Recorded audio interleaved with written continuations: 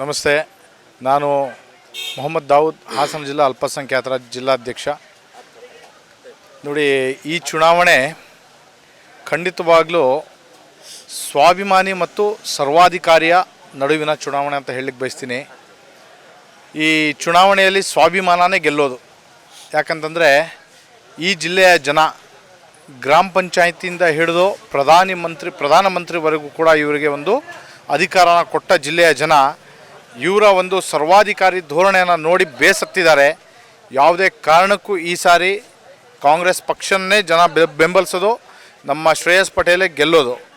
ಯಾಕಂತಂದರೆ ನೋಡಿ, ಇವರು ತಮ್ಮ ಕುಟುಂಬದ ಒಂದು ಅಭಿವೃದ್ಧಿ ಬಿಟ್ಟರೆ ಜಿಲ್ಲೆಯ ಅಭಿವೃದ್ಧಿ, ಯಾವುದೇ ರೀತಿಯ ಜಿಲ್ಲೆಯ ಅಭಿವೃದ್ಧಿ ಇವರು MP ಆದಾಗಿಂದ ಪ್ರಜ್ವಲ್ ರೇವಣ್ಣ ಅವರು ಮಾಡಲಿಲ್ಲ.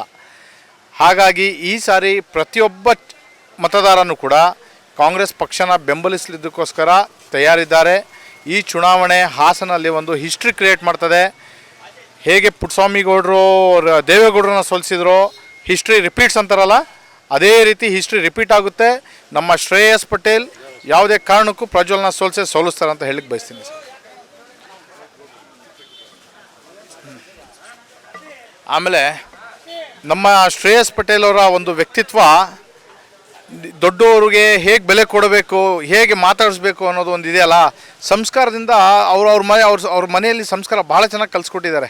ಚಿಕ್ಕವರಿಗೆ ಯಾವ ರೀತಿ ಪ್ರೀತಿಯಿಂದ ಮಾತಾಡಿಸ್ಬೇಕು, ದೊಡ್ಡವರಿಗೆ ಯಾವ ರೀತಿ ಬೆಲೆ ಕೊಟ್ಟು ಮಾತಾಡಿಸ್ಬೇಕು ಅನ್ನೋದನ್ನ ಶ್ರೇಯಸ್ ಪಟೇಲ್ ಅವರು ಭಾಳ ಚೆನ್ನಾಗಿ ಕಲ್ತಿದ್ದಾರೆ.